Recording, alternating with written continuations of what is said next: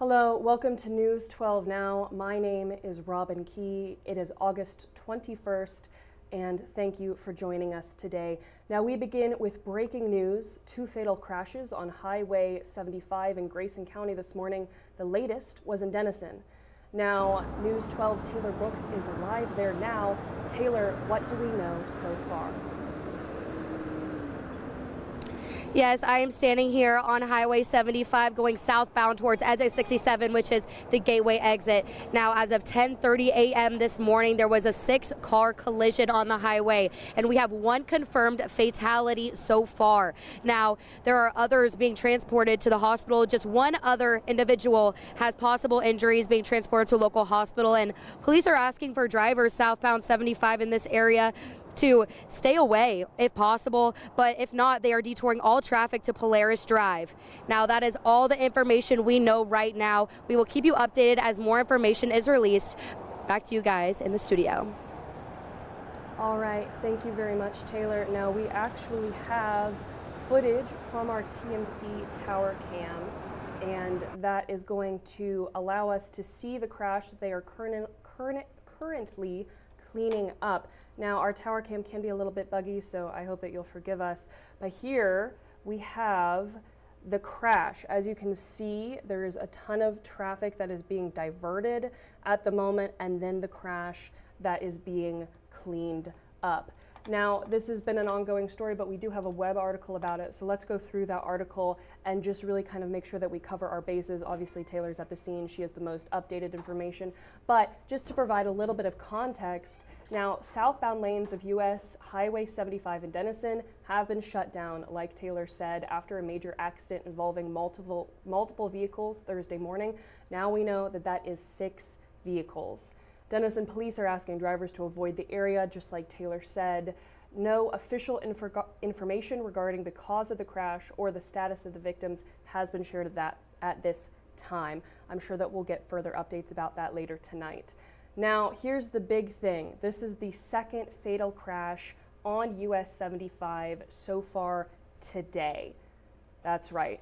2 people were killed when 3 semi-trucks and 2 vehicles collided in an earlier crash on US 75 just south of the FM 691 exit earlier today. Now, we have more information about that crash. We were doing breaking news live shots all of this morning. You were most updated if you not only watched our live cut-ins, but then also joined us on social media, where our reporter Olivia Thompson was giving us live updates from the scene. But let's go more into that. So the wreck that left 2 people dead on US 75, again, closed southbound traffic for several hours this morning. Now, this crash was in Sherman.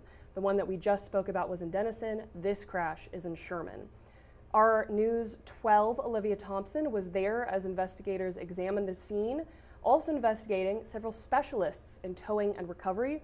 Now, these men and women assessed the 3 semi-trucks and 2 cars involved in the wreck. Lone Star Holland manager Ben says that the most wrecks he's seen in 14 years all boil down to one big factor. Just pay attention, watch your speed. It's not always about the people that are directly in front of you, but the people that are in front of them, especially with all the construction going on. Everybody knows the stretch of highway is not the greatest, so speed plays the main factor, especially in this accident. Ben says that they arrived at the scene around 4:30 this morning and that they expected to be there for at least 5 more hours. And we know that that is true because they only finished cleaning up the wreck about, I want to say 15 minutes ago, because again, we could see it from our Sherman tower cam, and it took forever to clear up. A few more crazy things about that crash. A semi caught on fire. Thankfully, it was quickly extinguished, but that just added to the chaos of the moment. And then one of the cars was actually underneath a semi for a long period of time until a tow truck was able to remove it. All of these things, again, our Olivia Thompson was on the scene to see and to record and bring back to us. So all the more reason to, again, watch us in the mornings and then follow us on social media. But the crash information does not stop, unfortunately. Now, we do know the name of the man killed in the Sherman motorcycle crash Monday night. Police identified 20-year-old Jason Surros Jr. as the man who died. Police say that he was driving east on FM 1417 when he struck a car that was turning west. Now, from wrecks to crime, a Cartwright woman was charged after she allegedly set another woman on fire. Now, the woman that I just showed was not the correct woman. I'm sorry, that video played early. So just to clarify, we will talk about her later.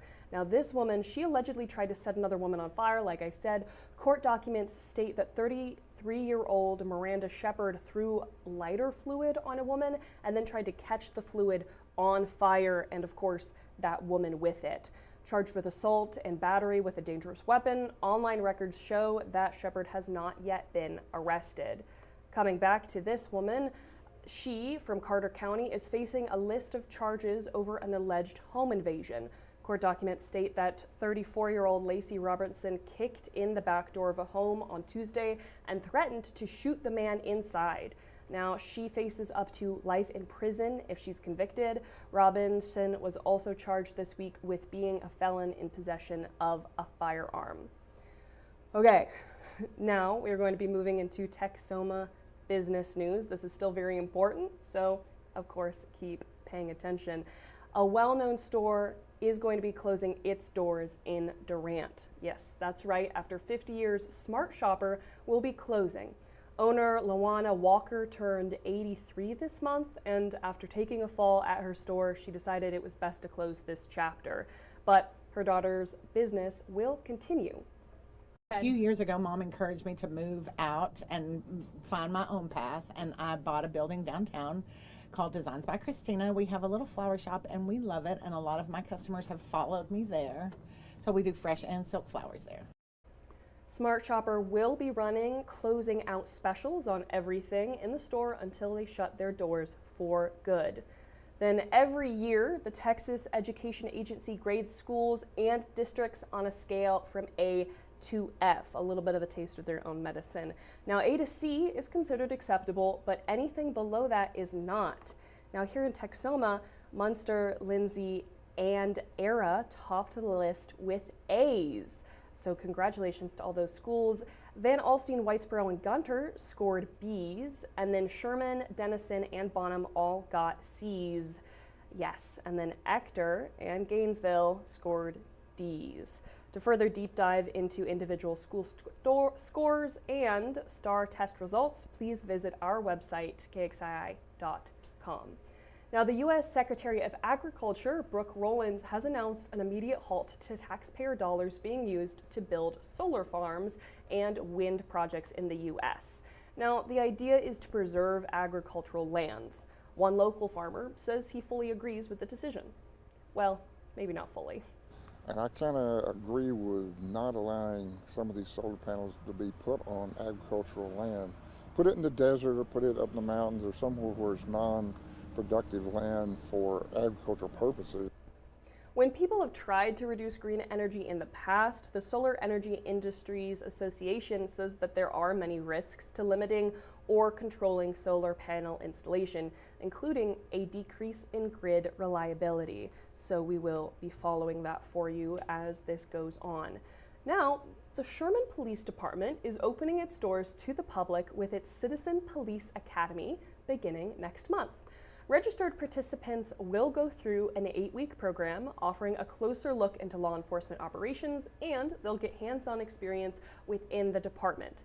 Sergeant Brandon Hughes says folks will also get the chance to take part in a ride-along with officers. Each week they'll have a different topic. They'll meet patrol officers, detectives, some of our dispatchers, K-9 unit, SWAT team, and everything in between. I want to help bridge that gap and for them to have a better understanding of what we do here at the police department. Citizens can register online until September 8th, and you can find that link on our website, KXII.com. Now, if you've been following KXII on social media for a while, you might have seen our old Talk to 12 segment. In it, our evening anchor joined the Sherman Citizen Academy and brought your questions to officers. As a celebration of the new Academy class, here is an old episode of our series, Talk to 12. Tonight we're heading over to the Sherman High School and we're talking about the use of force. We're going to hang out in the simulator. It's on tonight. I will give you a brief on the scenario, what the scenario is, and then I'll hit play on the simulator and then you'll work through the scenario. Drop the weapon. Did I fire into the air? No, don't do that. Okay. You discover that the bailiff has been overpowered and shot. Look out, sir! Move! Oh, is that a hospital? While they're inside in a scenario, I'm going to grab Sergeant Hughes for our Talk to 12 question this week. Okay, so Sergeant, at what point can a citizen use force or deadly force to protect themselves? Kind of a convoluted answer. I would direct our citizens to Chapter 9 of the Texas Penal Code, where it talks about protection of oneself, of a third person, of one other's property, and the general guideline is to do what's reasonable. Good class tonight. Next week, we graduate. Now, while we will not be renewing that series this year, you can still go back and watch the old episodes. We have the longer ones on YouTube and then pretty much all of the episodes on our Instagram. If you go to our Instagram and then go to our highlights, there is the exclusives tab. And if you tap that, you will find ways to go and watch all of those old episodes. Now, we will be right back with your regional, national, and international news, starting with what we talked about yesterday, the Texas redistricting. There's some big updates with that. After, we will bring it all back to Texoma for our community corner. So as always, don't swipe away.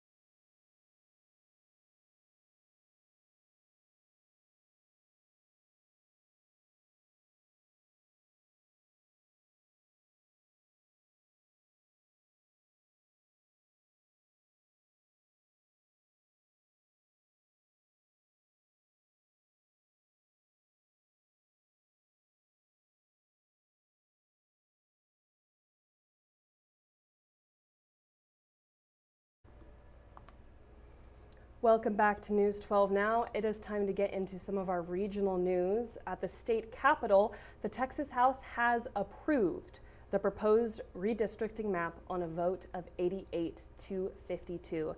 Now, we spent a lot of time on this yesterday. There was a live stream of the Republican House getting back into session. We watched it, we talked about it, but let's go into what it means now that it has been approved. So when this is final, this would likely give the Republican Party 5 more seats in Congress, strengthening their power as the majority. The underlying goal of this plan is straightforward: improve Republican political performance. So many communities are going to be torn up, split apart, for the benefit really of Republicans in Washington, not for the people of Texas. In response to the redistricting efforts in Texas, the California legislature is slated to approve their own sets of new maps to add 5 more Democratic seats to Congress, balancing out the actions taken by the Texas legislature. But the redistricting plans are not sitting well with a large group of demonstrators who protested the plan inside the state capitol rotunda yesterday. Now, here is a bit from Monica Gonzalez, an organizer of the protest. Let's take a look at that. If this were about us, we would see a proposal that reflects the diverse voices of Texans. They are using this opportunity to preserve their power in Washington, D.C. Will you stand for this? No! We will not stand for this. We will not sit by and let the ultra-wealthy take over our democracy and save communities. In response to the redistricting efforts in Texas, like I said, the California legislature is slated to approve their own set of new maps. And actually, former President Barack Obama has weighed in and given his blessing to California Governor Gavin Newsom's redistricting map. He endorsed the map while speaking at a fundraiser for the National Democratic Redistricting Committee. Now, that is actually a group that works to fight gerrymandering, which, let's be clear, Newsom's plan still is, even though it is to fight Texas's gerrymandering plan. Obama says that while it is his preference to not have any political gerrymandering, it still seems to be the right thing to do given the effort in Texas to approve new maps to turn 5 congressional seats to Republicans. And so he supports California's efforts. Now, Democrats in Cali have said they will stand down if Texas does the same. Obama called California's stance a, quote, responsible approach, unquote. He also pointed out that in California, voters would have to approve the new map, while in Texas, the state legislature can do it without them. So President Obama agrees. A stark contrast to President Trump's push to have the seats created in the first place. Now, heading back to the Texas legislature, there is an emotional hearing at the Texas Capitol about this summer's central flooding. Now, this was the first time the parents of the 27 children who died at Camp Mystic were at the place that they were in front of the legislature since the July 4th tragedy. Now, the parents of the 27 children are there to demand change. Lawmakers are considering a number of reforms, including tougher permit requirements, better emergency alert systems, and more emergency training at campsites. It'll be interesting to see if the parents believe that this is enough. Now, Congress and the Health and Human Services Secretary, Robert F. Kennedy Jr., received a letter yesterday. The letter urged Kennedy to, quote, stop spreading inaccurate health information, unquote. It comes from 750 current and former HHS staff after the gunman fired hundreds of rounds at the Atlantic headquarters of the U.S. Centers for Disease Control and Prevention on August 8th. The letter makes its point that staffers believe the shooting happened as mistrust in public institutions is growing. Now we are going to go international for a moment. Today, in the middle of uneasy peace talks, Russia launched its largest drone and missile attack on Ukraine in more than 9 months. This killed 9 civilians, injured dozens, and hit an Austin, Texas-based electronics manufacturing company, all as Moscow accused Kyiv of not being interested in a, quote, sustainable, fair, and long-term settlement, unquote. The attacks come just days after U.S. President Donald Trump held a meeting with Russian leader Vladimir Putin in Alaska, followed by a White House summit with Zelensky and European leaders in pursuit of an end to the conflict. In its overnight attack, Russia launched a total of 574 strike drones and 40 missiles on Ukraine. According to President Volodymyr Zelensky, missiles struck an American-owned manufacturing company in an attack that injured at least 19 people. Now, Flex is an American-Singaporean company that provides electronics to civilians, and it is headquartered in Austin, Texas, like we mentioned earlier. Andy Hunter, president of the American Chamber of Commerce in Ukraine, says that Flex is the largest American investments in Ukraine and is an active member of the American Chamber of Commerce. In a statement, Zelensky noticed the timing of Moscow's strikes. Quote, the Russians carried out this attack as if nothing had changed at all, as if there were no efforts by the world to stop this war, unquote. Zelensky said that a day earlier, he is ready to make, quote, some compromise, unquote, on his demand that a ceasefire take place before any talks with Russian President Vladimir Putin, as long as some security guarantees for Ukraine are established. Yeah, there's a lot happening internationally, just like there is a lot happening, as we saw earlier, in our backyard. But do not go away because there is so much to talk about still in Texoma. We're going to get into our community corner when we come back, so don't exit out now.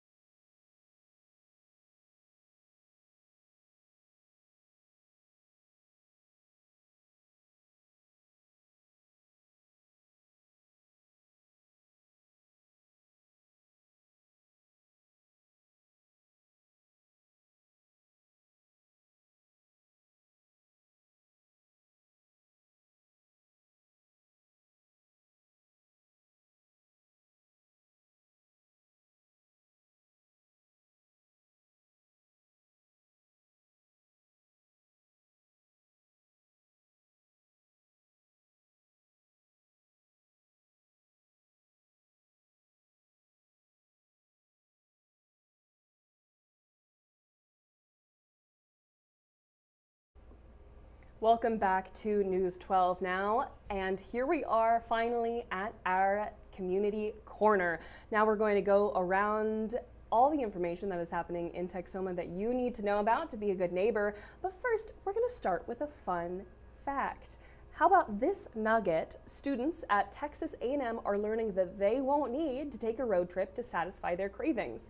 Texas A&M is the first university in the nation to bring Buc-ee's to campus. Starting August 20th, students can stock up on snacks and Buc-ee's merch at 3 on-campus stores. The founder of Buc-ee's is a former A&M student and made a deal with the university that makes A&M the only spot outside of Buc-ee's travel centers where fans can grab the chain's famous foods. Now, I've got to know, what is a Texoma alumni that you think can bring a great private thing to one of our local colleges? Any ideas? Now, a brand new entertainment venue, speaking of things being brought to Texoma, has the green light from Sherman City Planners, and they're calling it the Backyard. Now, the Backyard will host live music and offer an array of restaurants. The project is set to rise at the Crossroads development between Highway 75 and FM 1417. Developers say that it'll be a boon for Sherman. A development like this, we believe, will be really successful in Sherman. Not only because Sherman is a powerhouse that's already established, but because of the growth that Sherman's seeing. They say that if all goes to plan, the Backyard will be open in 2 years. Now, there is some fun that you can have that's a little bit sooner. The Pontotoc County Fair is coming to Ada today. It includes carnival rides, a horse show, and even a kids Ninja Warrior contest. It is open to the public at 3 in the afternoon, 9 in the morning on Friday, and then 10 in the morning on Saturday. If you or your kid participates in the Ninja Warrior contest, I need to see it. Make sure to send me videos. You can tag me at Robin Key TV for my Facebook because I was obsessed with Ninja Warrior as a kid, so I've got to see this. So that is all for this News 12 Now. Make sure to join us here again. Our next episode will be Monday. Tomorrow I'm helping out with a few other things around the station, but do not worry. For more Channel 12, you can always just turn on the TV. That's right, our 4, 5, 6, and 10 are all happening later today, and they'll happen tomorrow too. It's a great way to stay updated with everything in Texoma land. Then felt like any of our stories could use a bit of a deeper dive, or you just want to see if there are any updates, check out our website, KXII.com, for more information. Also, make sure you're following our Facebook, Instagram, X, Threads, and TikTok.